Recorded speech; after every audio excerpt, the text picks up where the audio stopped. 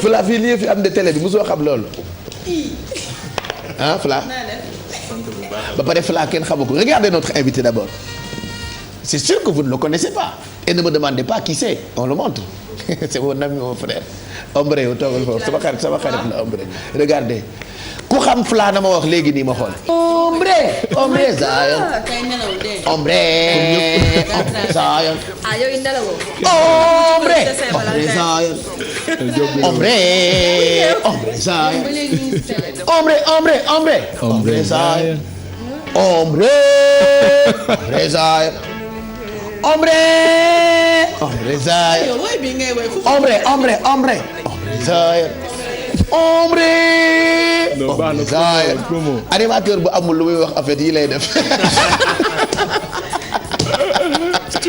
Ombre merci d'être là ce matin yow ak Fla de Ripper ngeen def titre bu bees tuddee ko yéene yi c'est un très beau titre moo tax on s'est dit dañ leen di woo ngeen ñëw parce que affaire bi ñëpp a ci bokk nit ñi dañoo sonn ci ba leen di invité ay taasukat ak ay xawaarekat yéen tam jigéen nag quand même Ombre waxal loolu quand même yéen da ngeen war a kaas pour ma boole ci ñëpp mais ki ne la Fatou Guewel Ndeye Asapal Nen Ndiaye Soda Bousso vraiment kaas leen quoi parce que Sénégal y a pas que ça nag quand même Ombre waxal Ombre Zion.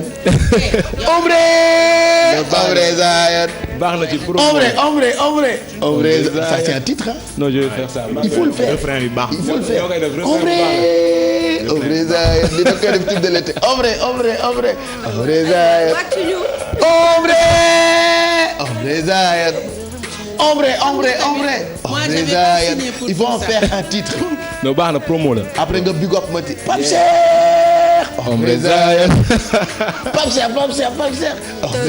Manque de sommeil, ça donne des hallucinations. Ombre Zion. Ombre Zion. Vas-y parle. Merci encore parce que promo la. Ombre Zion booy na capital representing ànd ak sama doomu ndey comme terme yi foog ñu koy indi sama doomu ndey. Fla de Ripper. ñuy doomu réew mi. di ko yàlla baaxal. oui. bu nekk artiste bu mag ma présenté leen ko. parce que moom génne na album bu ñu tuddee Renaissance. donc mu nekk un album vraiment gars yi consommé baax. je pense que monument de la Renaissance la ko enregistré. moom dafa ne when I come everybody go respect. la waxoon ci album boobu te dafa génn ñëpp respecté ko. ah oui c'est sûr donc mu def ay clip yu extraordinaire. def réactivité bu amul fenn ci album boobu. il revient pour son deuxième album. donc invité ci Ombre Zion. Ombre Zion.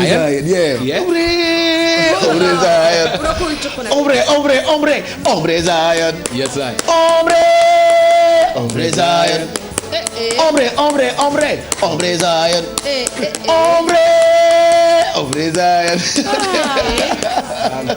Oui, il est revenu pour annoncer deuxième album bi quoi. Donc waaw comme ni mu ko waxee. présenté wu waat day baax. Fla de Ripper c'est vrai que le grand public sénégalais. peut-être mun nañ ne xamuñu Fla. mais boo duggee ci hip hop bi du lu ñuy laatable. donc ñu am plaisir ñëw fii ci émission bi Yeewu Leen. di bég ci invitation bi di leen remercier. comme ni mu ko waxee opportunité la boo fi génnee. ñu xam la. donc yéene yi c'est un extrait de mon prochain album. exclusivité la bi ma def en collaboration ak Ombre. ñun ñaar ñëpp ku ci nekk génn fi nga xam ne alalam loolu la toll. te pourtant ñu ko jàngal fenn. c'était un diplomate. si l'Empire Songhai dinañ la ko jàngal à l'école. dañ koy tàgg vite fait en fait. tuuti benn leçon la. donc loolu day wanewaat ñun bëri nañ lu ñu am ci cosaan ci aada ci xam-xam mel ni Cheikh Anta Diop ni mu wonee falsification de l'histoire te kenn du ko exploité léegi nag loolu yooyu yëpp dama gis ne ci projet bii nii loolu lañ mën a ñun apporter suñu génération yi di ñëw. te tubaab bi fexe nañu ba formaté ñu aujourd'hui on maîtrise mieux l'histoire de Bill Gates comme tu as dit que l'histoire de Kankapousa Napoléon comme tu dis. damay rebondir ci professeur bi li mu doon wax. ñu wax quand l'Afrique réapparaîtra. léegi su fekkee ne ñun lu ñu am xamuñu ko. da ngay xeebu chaque jour ci kanamu tubaab bi. parce que moom ni mu wanee histoire mooy nit bu ñuul tekkiwul dara moo tax. Sarkozy am fitu ñëw fii Cheikh Anta Diop di defanteeg moom fekk Cheikh Anta Diop laaxtu na sax mu naan ko l'homme noir n'est pas entré dans l'histoire maanaam nit yu ñuul daal daanaka yal na ma yàlla baal moom ni mu ko waxee mooy. loolu la waxoon yemale nañu existé wul en fait. yemale ñu ak amala yi maanaam contribué wu ñu ci civilisation ci aada ci dara. Sarkozy dafa yabaate de. après ñun nekk ñu tàcc mu coos noonu. ñu tàcc ko ñu kontaan. te Cheikh Anta Diop li mu wane lu leer mooy l'homme blanc est extrait de l'homme noir. waaw loolu moom da ko joxe ak ay firnde. voilà dafa indi firnde ci scientifique maanaam ci science xam nga tubaab moom science la gëm. léegi nag mu ñëwee foofu mu prouvé wane ne Kenya la nit njëkk wàcc. Alfi dama may café foofu café te foofu noonu mu wàcc tàngoor bi da doon tax mu produire mélanine boobu mooy écran bi tax mu mën a protéger wu ci climat léegi nag des milliers d'années bu nit di voyager ci kaw suuf ci lañ dem ci zone yi sedd yi te foofu soxlawuñ mélanine moo tax nit bu weex jublu ci nit ki. nit bu kon nag ñuul boo bañee li nga doon daa fekk nga gën see ñaaw. dëgg la kon tubaab bi tey daa war a delloo njukkal nit bu ñuul ndax mooy cosaanam. tey bu ñu nit bu weex par exemple respecté wul ci ñun la. ci ñun la kay. léegi nag ñàkk xam sa bopp boobu mooy tax ngay xeebu. waaw ñàkk moo xam tax sa boo bopp. taxawee ci kanamu tubaab bi da ngay yëg ne inférieur. capacité complexe supériorité boobu mu ngi foofu noonu léegi nag c'est juste résumé. complexe bi c'est partout hein, c'est même ci ñun ñi jaay intellectuel yenn saa yi ngay def dara sax gis ci tubaab bu ñëw nekk ci ingénieur waaye gars yi ay tubaab ba ñëw sax complexe bi. ay tubaab sax je ñoo pense ko que ça produire commence à changer. oui parce que avant. ay tubaab bu ko def ça commence à changer mais mu ngi fi ba tey. ay tubaab mu ngi fi ñoo ba ko complexe ay bi tubaab parce oui que avant par exemple boo dee xool booy liggéey dara dañ naan bu ci tubaab bi jàppee day baax bu tubaab bi jógee fële finalement ñoom dañuy ñëw Sénégal duñ yor sax ay diplôme nit yu ñuul yu am xam-xam yi ko jiite ñoo lay jiital ñoom ñooy nekk ci kanam mais loolu je pense que bu fekkente ne ak li ngay génn dem nekk ak ñoom xam ne que ay nit kese lañu comme ñi demoon guerre mondiale bi looloo waxal sax décolonisation am boo génnee nekk ak ñoom da ngay tu te rends vraiment compte que c'est juste des êtres humains te capacité yi ñu am yooyu c'est nga am juste des êtres humains C'est juste que des loolu voilà laa bëggoon fi nga comme nous fi nga mën a egg fi ñu mën a egg mën nga fa egg lu ñu def Évidemment.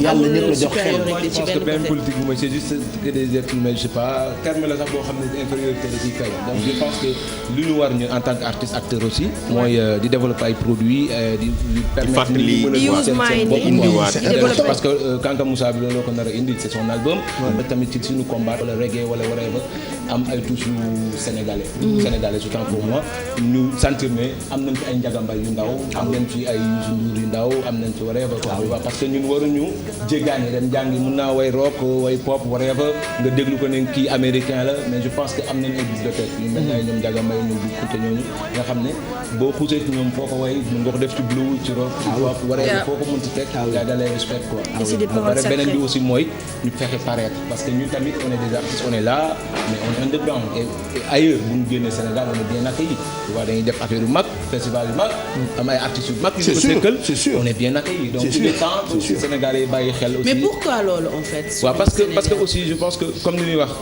on juge d'habitude le livre par sa couverture mooy benn bi ñenn ñi bëgguñu creuser lu bari livre bi l'Afrique réapparaîtra ngay gis et pare nga ci doo ko lire donc loolu la Sénégalais am ba pare bëgguñu xuus ci lu bari quoi bëgguñu xuus ci lu bari dañuy jël musique bi na ketchup rek neex ñu créer ñaari wax yi wax ombre Zayen moo xew jeex na alors que on veut vraiment travailler la musique forme bi et tout ça Pardon.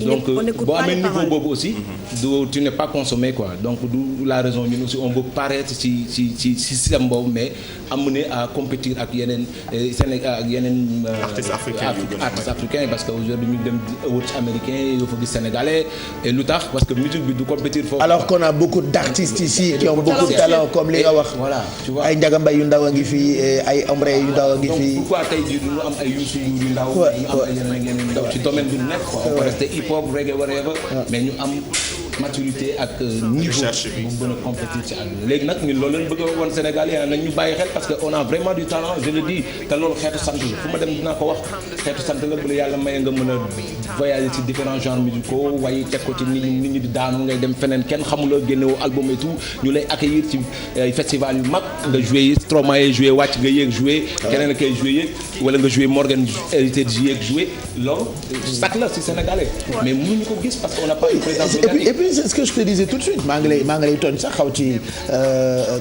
def autoclash ne la y a pas que mbalax bi fii Sénégal tey par exemple bu ñu naan reggae yow Ombre Zayen da nga ci jouer rôle bu am solo c'est-à-dire depuis très longtemps te xàddiwuloo benn yoon yaa ngi yëkkati drapeau musique sénégalaise di représenter drapeau bu Sénégal à travers le reggae. Moi je me rappelle on a eu à faire plusieurs émissions ensemble mais à chaque fois sa baat bi ngay wax mooy écoutez kanam tey jii ni ñuy sargalee yeneen dëkk yi c'est des artistes comme nous autres Sénégal itam il faut que nit ñi gën ci jàpp pour ñuy gën a dem ci yu mag yooyu quoi parce que sagu Sénégal rek la en fait sagu Sénégal moi quand j'entends Fla di expliquer Kanka Moussa c'est-à-dire sur le coup j'ai envie d'avoir l'album te génnagul c'est ça.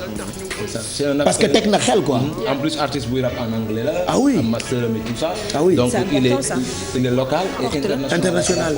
Donc lu important la aussi ñu war ko valoriser parce que tey jii tu vois Fada Freddy tey jii mu joué génne victoire de la musique rek barki dem ma nga foon sama waa ji xaw ma kañ lay ñëw moo yaa ni ko. parce que dafa bëgg a dem waaw sori en fait. daf na fa am lu bëri bi daf lay yóbbu porte d'entrée la. mun nañ boole olof bi anglais bi français bi am nañ ouverture boobu mais ñu bàyyi xel musique bu baax bi c'est important et partout où je passe je dis que ñun doo dellu Côte d'Ivoire musique bu baax bi bàyyi leen ñu xel c'est vrai de bilaay Fada Freddy yow kañ lay ñibbi si dinaa ko laajte. non nous sommes fiers de vous et tu sais même bu fekkee yombul à chaque fois qu'on a un artiste boo xamante ni même buñ ko invité rek laa la wax de ci émission France sax parce que émission la ñun on est content dafay nekk affaire bu fataa ci ñun quoi même bu ñu la invité même bu dee émission lañ la invité barki dem maa ngi gis ñu invité Wally Seck TV5 mais tout le monde était content oui on a alors que émission télé rek la comme nos émissions quoi après yéen ñu bari ñu mel noonu waaw mesure d'accompagnement la tudd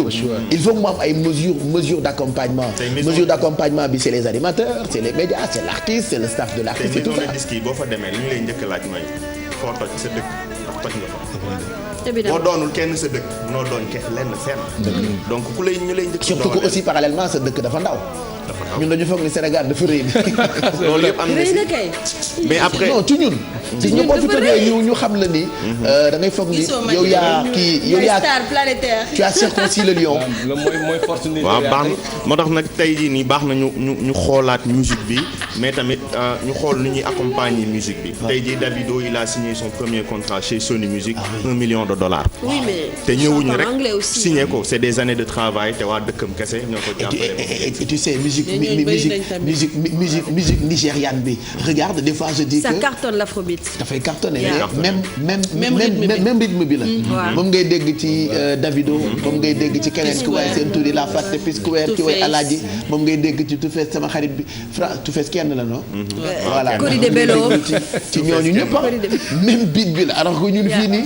même suñu reggae bi donte reggae itam benn lettre benn règle de base la mais day am différence. day am différence ba ci mbalax bi day am différence c'est-à-dire Thione Seck ni mu mbalaxee bokkul ak Youssou ni muy mbalaxee bokkul ak ni Pape Diouf di mbalaxee mais pourquoi affaire bi demul man loolu xaw na ma jaaxal. c'est que Sénégal dañu am chance c'est-à-dire pour mu dem sax il faut nga modifier mbalax bi.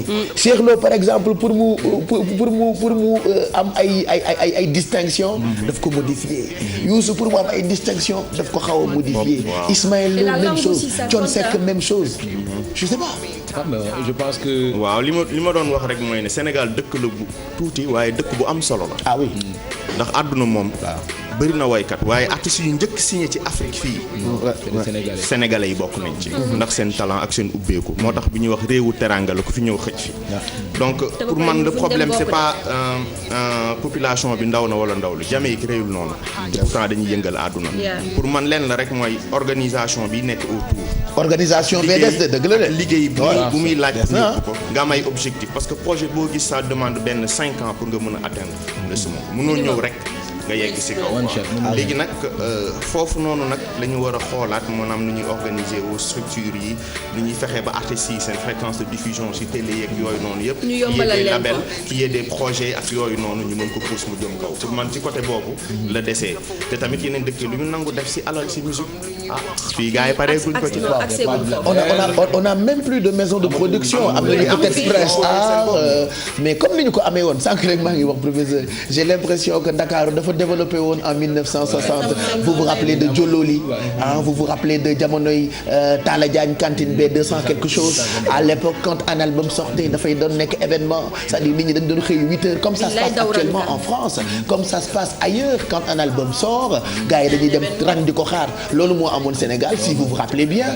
il y a quelques années derrière ça n'existe plus c'est bizarre donc si ma rebondir si kii bi occasion parce que dama génne benn CD promo il y a 2 semaines de cela boo xam ne et puis tu dois da ngay war a ñëw ci plateau bi pour nous parler de ça parce que 2016 du ñu laal weccet laa ko tuddee donc te mu ngi cartonné te boo leen ko amul doo leen officiel Dakar day mel ni bokkoo leen ci ay ngaaka njëriñ c'est vrai donc loolu pour te dire que rek na ñun ñoo ci def suñu moyen bopp.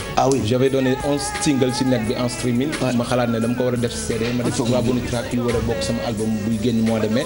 mu nekk 14 titres ñu di ko jaay Céline Ombre Zayen moo koy jaay. livraison à domicile 3000 francs sama biir bu la boo ñu fekk say 2000 francs bu ñu ko dajalee ñu sotteewaat ko ci album bi di ñëw. xam nga loolu dafa métti trop loolu nekk ci internet bi. j'ai dormi 1 heure de temps ça veut dire que tu dois exister la nuit et la journée. pour mën a ñëw ak sa team bu ndaw boobu pour mën a suqali sa musique. c'est vrai loolu dafa métti. c'est difficile n'a pas d'aide. te normalement artiste loolu yëpp waroo ci occupé wu en fait.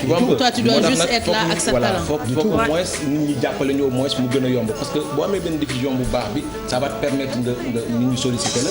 ça va permettre nga am revenu ça va permettre nga mën a gérer yenn affaire yi bon aussi s'il y a des managers qui sont là qui sont bien et tout ça ñu organiser ay écoles yu mën a permettre parce que amul sax boo xoolee entre guillemets école buy spécialisé aussi ingénierie son ñu bëri dañuy dem jàng ci ko et tout ça da ngay xarit ak Pape Cheikh ba mu yàgg booy yaa may manager nice après on gère donc yooyu yëpp Pape Cheikh jàng ko ñu dem ñu indi la benn contrat en anglais comprendre donc nga signé nga rey sa maam c'est vrai alors que tu dois faire minimum 2 ans de formation. alors on va nañu déglu yéene yi quand même ñu déglu yéene yi Ombre ak Fla de Ripper après tu vas m'expliquer pourquoi Fla de Ripper pourquoi tur bii nii yéene yi c'est un très beau titre déglu leen ko après di ngeen comprendre pourquoi ñu bëgg ngeen comprendre ko. et puis style Ombre Zayen bi surtout man moo ma marqué ci yéene yi mu ngi nar a nekk ci album Kank Moussa bu Fly on the Ripper pourquoi Fla de Ripper ma naan Fly on the Ripper. waaw Fla de Ripper déjà Fla acronyme la. ok mooy F bi forever la L bi love la A bi Africa. ok dama gis ne fu jamono toll ñun tey ji suñu génération yi ñu ci bëri dañu gëm ne bu ñu demul bitim réew. wala bu ñu génnul Sénégal du ñu doon dara. te toog fii lijjante ko fi moo gën a yomb. dem bitim réew lijjante ko fi. donc ñu gis ne tamit wàllu gars yi jaar ci gaal geek yooyu noonu yëpp pour mën a dem bitim réew di daj lu nekk yenn saa yi dañ ci def alal bu nekk te boo demee ba bitim réew dara garanti wul foofu. léegi nag ma ne au lieu que may jëli beneen tour damay def témoignage d'amour ci sama continent bi mu jógee muy Afrique muy Forever Love Africa. ah oui waaw dañ ma koy wax lu bari donc boo fi nga jógee boo ko suxiluwul keneen du ñëw liggéey ko. c'est nag ñun Afrique bu ñu ko liggéeyul keneen du ko liggéey. léegi nag bu la yàlla dimbalee nga jàng tuuti di nga mën a xàmmee ràññee lu bari xam ne lépp a ngi fi. waaye lenn rek moom la ñu manqué te loolu la chinois yi am moo tax ñu raw ñu. muy fulla. waaw mooy jaay Dakar waaw dañoo am fulla tëju seen biir parce que demuñu ay ci tubaab bi ne financé leen ñu jàppale leen ñu dañoo dem ba xam ne ñii ci lu ñu lay financé di la jàppale ñun bu ñu amee indépendance ba léegi banque mondiale ak keneen ku mënti doon ci institution yi ñu ngi def ci réew mi. waaye barki Dembo Ndiaye risque bu génn dañ la boole ci 25 pays les moins avancés léegi nag lu mel noonu yëpp bu ñu ko dajalee xool ko war a xam ne ñun ñooy tëju suñu biir xool suñu ay pexe xool lu ñu am tawal suñu réew ci ñun li ñu bëgg te li ñu xam ne mën nañ génnee suñu réew ci sous-développement ñu teg loolu. waaye fekk ñu ngi wéeru ne nañu woo tubaab bi mu dimbali ñu tubaab bi moom intérêt. c'est ce qu'on disait tout Sénégal moomu dara lépp dañ ko privatiser. voilà entreprise yu génnee alal ak xaalis yëpp yeneen réew la maanaam loolu sortie de devise la. loolu hémorragie économique la day rey koom-koomu réew. dëgg la léegi nag. Fla nekkul borom xam-xam boobu waaye am na gis-gis te gis-gis boobu am na ñu ko gis donc xoolaat suñu bopp am fitu ak fullaw tëju suñu biir wan gannaaw tubaab bi te liggéeyal suñu bopp suñu réew. important loolu ñuy génn. voilà en tout cas on est très content ñun kontaan nañu comme j'ai dit déjà Kanka Moussa bi génnagul moi j'ai envie de la voir et je sais que yéen bu ngeen dégloo li Fla expliqué Ombre Zayen expliqué ko di ngeen gën a am après toog waxtaan yi dafa am solo. il faut que artistes yi di toog di expliquer di teg ay projet di teg ay xel di teg ay xalaat parce que tu sais ñun dañu foog ni suñu artistes yi ay cervelle vide la ñu way dem alors que vous êtes des porteurs de voix vous êtes des voilà quoi vous êtes des porteurs de messages vous êtes des Kanka Moussa quoi parce que li ngeen gis ci xel yi c'est très important et on est très ravis alors vous restez avec nous on va finir ak partie bu mujj ci yeewu leen bi c'est dommage que Mamadou Mohamed Ndiaye du ngeen àndandoo ak moom tey parce que dafa biddanti da doon célébrer Saint-Valentin donc malheureusement séquelles xaw ma effet secondaire la ko Alfi tuddee yu Saint-Valentin bi moo tax il sera pas avec nous mais dafa am benn affaire boo xamante ni Bijou daf ko def man nag affaire bi laa ko tuddee. buuba nee na lu ngeen ci xam wala lu ci pexe. Alfi tuddee ko lii wala Alfi ne lii.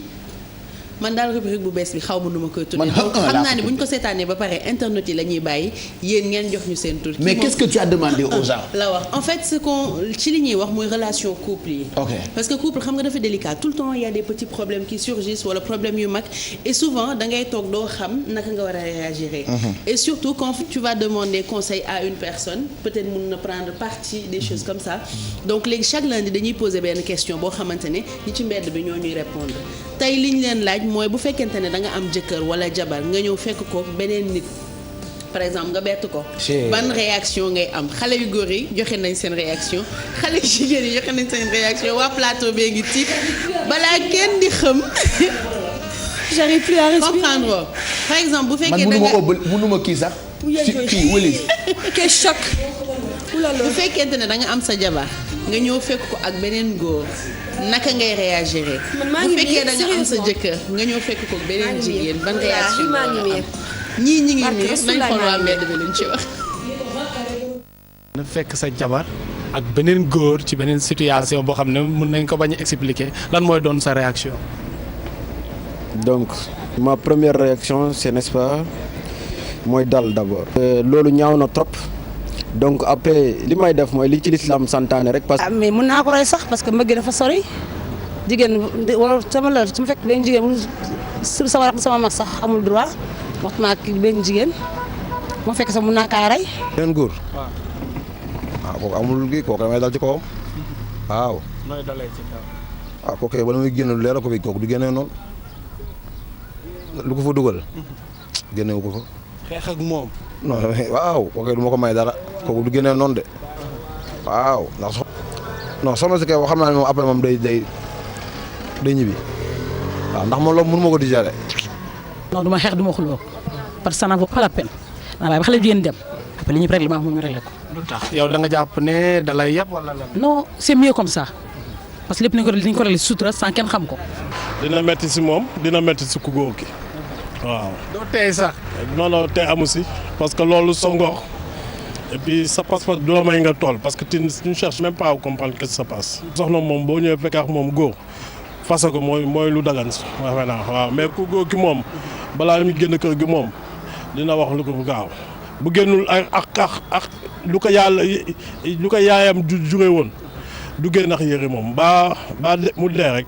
moom lu ne mën na cee xew moom lu ne mën naa ko cee def moom waaye tamit dinaa tey ba pare tamit xool lan lañ seeg ba war a ñëw nekk war a yebaate boobu ban yebaate lan la am ba ñëw di ko def sama kaw lal feneen nag am problème su ma ko fekkee feneen moom mooy loolu sama yoon neewu si benn instant am na ñoo xam mënuñu seen boor da ngay gis jëkkër doo ko def li ci war doo ko lijjeen doo ko jox cër tey bu ko amee feneen de chaque jour da la fay bàyyi jëkkër boo ko téewee def ko li ci war def ko lu méttee métti su ëllëgee lu tal leneen. ñii nee nañu dama koy lekk ñii nee nañu dama koy saaf ñii nee nañu dama koy rey ñii nee nañu dama koy dóor Alfi moom nee na bu doon moom la dal yàlla bu mu la dal da ngay dóor ku jigéen ki récupérer sa jëkkër. góor ki lay dóor ba mu ne nemb mais góor dafa raar. góor bu lay trompé dafa raar. góor ci boppam dafa raar. góor bu lay trompé dafa raar Alfi. garaawul góor bu lay trompé y en a partout. On les voit là. professeur y en a partout. professeur joxe na définition góor. pour lan la loolu. maanaam daa infidèle balaa dara di xew. góor dafa raar de. Alfi Salim Guèye jëkkër dafa raar. tu auras un million de fois mieux. jëkkër dafa raar. quoi ça. léegi jëkkër dafa raar. Alfi yaa ngi mer et puis ci xolam la ko tuddee. on va demander à Fla ak Ombre Zayen qu'est-ce que vous en pensez. ñaanuñu ko yàlla supposons rek. voilà supposons rek voilà. astafurlah waaw bul déglu kii dof la. asile la jógee topp ci plateau déglu ma rek ñaanuñu ko yàlla mais supposons réponse. si y a le kon looy def. si. non bëgguma sans réfléchir. waaw d'accord baal nañ la waaw. yéen xeex. macha allah waaw yéen supposons ñaanuñu ko yàlla. waaye xam nga nit ki si yooyu noonu doo mës a xam nooy réagir. c'est vrai doo mës a xam. mun nga wax lii parce que télé la. mais avec le si en fait. non en fait mun nga dee sax yow. waaw au lieu nga rey wala nga kenn def bu rey ko mais yow nga dee. nga kànjaar. yow nga kànjaar dara di xew. xam nga gars yi naan dama koy def lii dama mais xamuñu ñoom buñ ko gisee nu am na nit yu bëri bu ñu tiitee dañuy tuddee leen ko ëppatalo def dara dañuy taxaw benn place. ëppatalo. je te jure des fois doo xam. mais histoire yooyu noonu léegi dafa gën a fréquent. muy dal après dal bi tam baax balaa ñu yegg si foofu lan mooy causer loolu. loolu la ñu war a seetaan ba pare. balaa ñu yegg si. réaction bi voilà lan mooy tax nit it mën a yeewu suba. am jëkkër. c'est bon takk la fu ñu la war a takkee ak lépp après nga def lu loolu muy quoi représenté si kanamu yàlla ak société bi. nga mën a jéggi loolu yëpp. ne si lu la neex. mën a indi la allez donc à chaque fois ñu ciy ñëw lundi bi week-end dañ leen di envoyé ay waxu daf ngay wax kon sa xel dafa dem. waaw waxal jërëjëf du ma ci wax. waaw waxal amul problème waaw waxal dama koy seetaan ma ñaanal ko ni ko continuer. ok d'accord ok après ëppatalaw bi dañ leen di jox sujet bi yéen ngeen réagir waaw mais wëppalaw aussi ku sa tuñu suuf dagg doo mën a wax wëppalaw. waaw dégg naa ko démb. mais Pape Cheikh. sa tuñ bu dagg kon dina am ñu ko mënul wax. billaay ku sa tuñu suuf dagg. doo mën a wax wëppalaw xam nga wëppalaw boo ko yor da ngay dem. mu dajaloo. wëppalaw dafay kii di donc boo amul tuñ doo mën a wax wëppalaw. bon de toute façon on vous envoie les sujets après vous réagissez pour ngeen réagir mais man lu ma ci jot a remarqué rek mooy par exemple jigéen ñi on dirait que man xanaa ñetti meurtre nar a am rek ci biir kër gi. safurlah. jigéen ñi boo dee xool ci reportage dafa mel ni ñoom ñoo gën a accepter situation boobu que góor yi parce que ñoom ñi ngi naan on va gérer ça dans le calme wala même bu ñu dee xuloo après lay doon wala xale bu jigéen bi lay attaquer mais góor yi ñoom ils sont plus radicaux plutôt excusez-moi di wax que ni ku góor ki moom ni muy génnee du ko nettali mais ku jigéen ki day dem kër yaayam donc c'est un problème très délicat tout le temps dinañ leen indil sujet yi ci suñu page Facebook comme ça ngeen mën a réagir et puis ñu réfléchir en attendant ci tour bi entre lii wëppatalaw ak wëppalaw wëpp ak sas wëppalaw ak sas ak di ngeen ñu proposer ay tour. voilà merci Bijou si on finit cette partie en attendant ñu ñëw bàyyi leen ak Kebs Fla kontaan nañu Ombre Zayen dina ñëw ci plateau bi moom tamit pour wax ci album bi parce qu'on a envie de bien comprendre ça ñu def ko comme ni ko gars yi di defee rek quel sera le dernier mot. waaw man moom monsieur le ministre votre dernier mot. waaw dama bëggoon remercier ñi liggéey ci vidéo bi yëpp. suñu partenaire bi Armel Lito. Armel Studio. Right Hand Music. ak acteurs yi joué ci vidéo bi yëpp muy sama famille ñu ci ëpp sama famille lañ nekk ak sama xarit yëpp. ku lim Dioum di leen remercier gis ne vraiment taxaw nañ ñu ci ba tey ñu mën a génnee vidéo yéene yi nga xam ne mooy symboliser ñoom seen yéene ci Fla the Ripper. di leen béggee nag yéen bu wéy. on est content waaw groupe Futurs Médias sa kaw sa kanam. on est fier de toi merci en tout cas Ombre. waaw merci donc remercier Alien Zik moom moo nekk ci prod bi mooy defar musique yi carrément. et remercier sama team Root Boy Music Group. remercier sama followers yi Root Boy Connection. remercier sama jabar ak sama bébé yi saluer famille bi yaay maman ñëpp. et puis di big up Pikine Guédiawaye Padoua you know su man dama nekk sénégalais quoi sénégalais ñëpp la di big up waa deux boulangeries waa Pikine everybody. merci encore pour invitation bi ngeen gën ñu bàyyi xel Ombre Zayen Fla the Ripper Alien Zik everywhere we gonna mash up we gonna show up the good music you know we want to show you we do the good music and we the best I always say we the best yes loolu fort na Ombre Zayen Ombre Zayen Ombre Zayen ombre Zayed merci Fama Thioune ba suba ba yow semaine prochaine. mën naa gërëm may nañ la conseil sax yow bu nga noppal. jërëjëf je prendrai ça avec joie.